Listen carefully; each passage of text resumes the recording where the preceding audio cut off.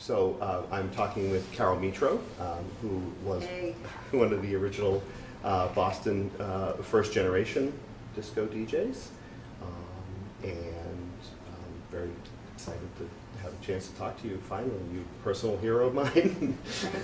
Thank One of the you. reasons I got into DJing. Thank you very much. I don't consider myself a hero.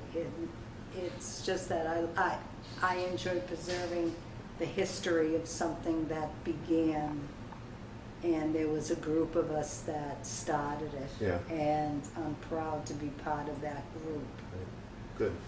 Well, I guess to start briefly with just where you grew up, what part of the state? Okay, I was born in the hallway of Boston Medical Center in the 1940s. You can guess which number it might be, Yeah. but I'm not saying anything else, Right. okay? Sure. I was born and raised in a working class family, and my babysitter, since both parents worked, I was an only child, was the the plug-in radio that was on top of the refrigerator. That was my babysitter. And at about, I believe, the age of 5, I just climbed up on a chair, turned it on, and that was that. So you were DJing from the time you were 5?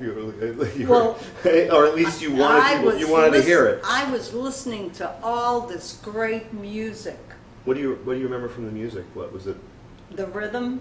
Like, The was melody? it late era jazz, big band kind of stuff? Like early rock and roll? No, it was early soul and R&B. Right. And I've always stuck to those roots, Mhm. even though the clubs that I worked at preferred mainly energy and towards the end, the house music. Right. Okay, Right. but deep in my heart, I'm an R&B and soul person, big time. Right. So your earliest memories of music were the R&B and soul coming out of Oh, the radio? yeah.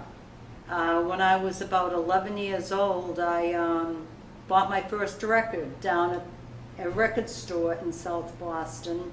It cost 89 cents, and it was Little Darling by the Diamonds. So every time I would get my allowance, I remember, every Saturday, I'd rush down to that record store and buy as many 45s as my allowance would allow me. Yeah. Yeah. So this is when you were 11. Yeah. So how long would you say you were considered yourself more of a private music fan before you started going out and sort of socializing with people who were also interested in the music? When do you remember that happening? Well, maybe, all right, first of all, this might be a little different or silly to people, but I truly believe that before one is born, your DNA is already planned out for you. Mm-hmm.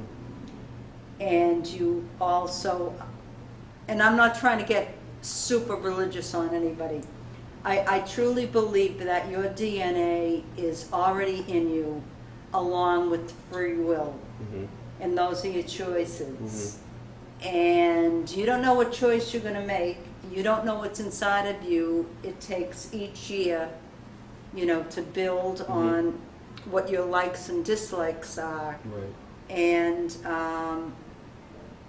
I guess I followed my path. Mm-hmm. And I did a little bit of free will too. Mm-hmm. Yeah. So when did you start going out though, like to hear dance music? Like, Oh my God, if my parents, God rest my father's soul, back in the 1950s and 60s, especially the 1950s, it was a very, very racially divided Boston. Mhm. Some people will say it still is, Mhm. but okay, it has come a long way. But back then, I remember a girlfriend of mine, we would sneak out and go to Boston Arena, which was on Massachusetts Avenue, because we used to listen to WILD, which was a black R&B station, and we heard that Otis Redding was coming to town and Aretha Franklin was coming to town. And, you know, we just lied to our parents and snuck out and took a taxi over to it, where it was. And, I mean, that's when it all started Yeah. for me, Yeah. going out. Right. And how old were you then? Oh, boy, like 14, Okay. 13 or 14? Yeah. Yeah. I was going out almost, not quite that early, but a little later. Yeah. Yeah. Yeah. So when did you recall, I guess, going out to hear what would become disco? Like, when did you hear that? Okay. Like, when did you start hearing that? Like, what clubs were you All doing? right. Okay. Let me The other see. side? Did you go to the other side at all? Yeah, but let me think. Okay. Here's how it started. I believe it was 1973. I was down in Provincetown. Oh, right. I had the whole summer off because I have a degree in education, an art degree, and I taught junior high school kids the basics of fine arts, etc. So I had the summer off, and I drove down there with my girlfriend and best friend, and we ended up there at about 2:30 in the morning. Well, everybody knows that places in Provincetown close at 1. Right.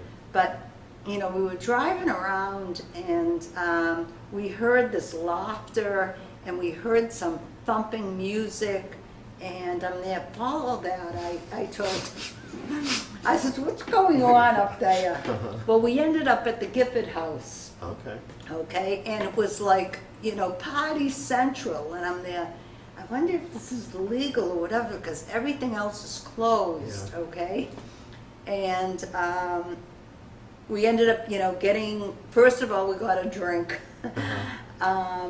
And then, you know, we listened to some of the music until I guess the manager or the owner, they had to lower it because there were complaints. So we got a room there and stayed until the following day, and decided, well, let's take a walk down, we didn't know at the time, but it was Commercial Street.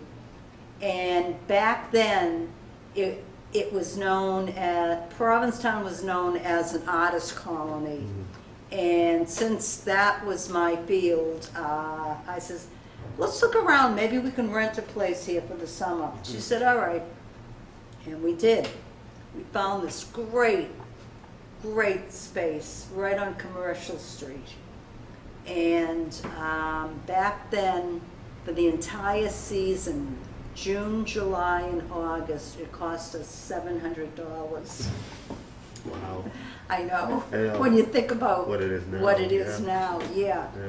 So, you know, we settled in, you know, did our own thing, etc. Met our neighbors. One of our neighbors was a relative of George Gershwin, and they came from Long Island, New York, and they were on one side of us. And I just happened to, you know, I'm a free spirit, so I always like to get to know people, etc. So I'm walking down Commercial Street doing some errands, and all of a sudden there's that thump, thump, thump of the music. And I'm there, Jesus, what's going on here? What's going on here? And I looked at my watch. That's when I used to wear a watch. I haven't worn a watch like in 45 years, okay? So I went back to the apartment and I said, come on, come with me. We have to find out where this music is coming from.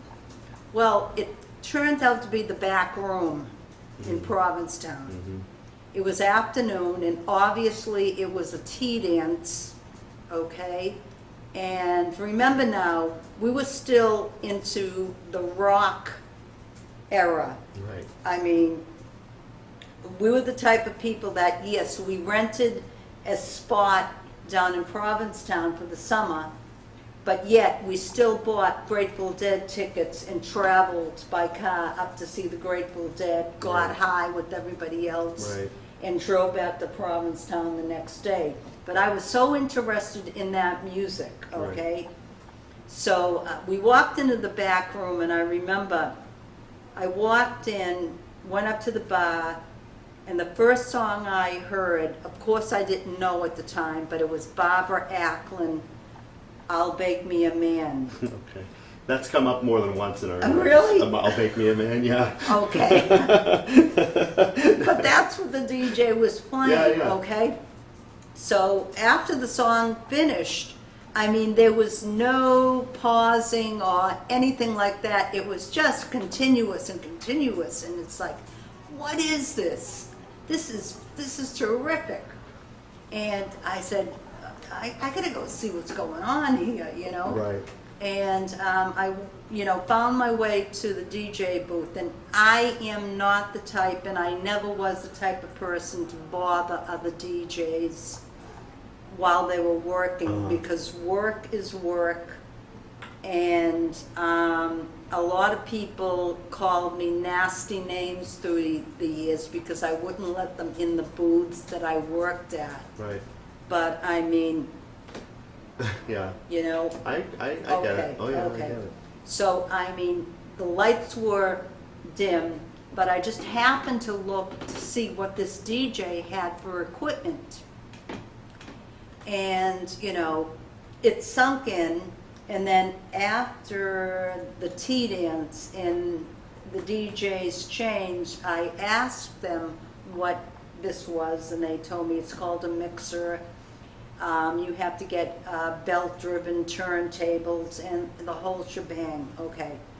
So we ended up going to the back room like practically every night of the week while we were down there. Right.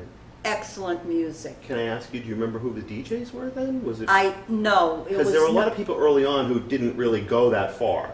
Right. There were people who started out there that didn't go on to much more, right? Right. Yeah. Unfortunately, I did not get any names. Right. Okay. It all started back in Boston. Is when you started. Right. Yeah. When I ended up going back to work because the school year started in September, the Friday and Saturday nights were always at the 1270. Yeah.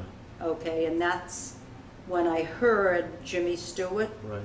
and I heard Dana Jacobitis. Right. And this was probably like 75, right? 76, 1974, what is 73, 74. Yeah. So the Yeah. 12 was open. That I always forget when the 12 it was, opened. yeah, it was, yeah. Okay. 3 floors of Yeah. absolute craziness. Yeah. I mean, we were out 7 nights a week, Right. continuously partying. I don't know how the hell any of us got up for work the next day. Yeah. But I mean, it was packed. Yeah. It was 3 floors and it had a roof deck, so go figure. And there were lines from Monday through Sunday continuously. Yeah. And, okay. No, I want to, because there's just 2 things I want to remember. I want to talk about Jimmy Stewart at length, and I want to talk about Dana in a bit too. But Jimmy is the one, along with Dana, who's credited with, sort of almost inventing some of the elements that became. Jimmy, hands down, was the one, Yeah. okay, in my opinion. And I'm sure that other first-generation DJs would agree on that. That seems to be the consensus, really. Absolutely. That he was the biggest innovator.